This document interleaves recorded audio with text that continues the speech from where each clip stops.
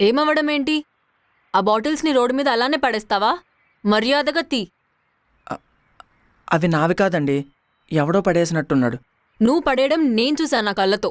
Hello madam, నేనెవరో తెలుసా? DS మర్యాదగా బాటిల్స్ తీస్తావా లేదా? ఆయనని ఎవరో తెలుసా? డిఎస్పి కొడుకుని. అవునా? ఆగు.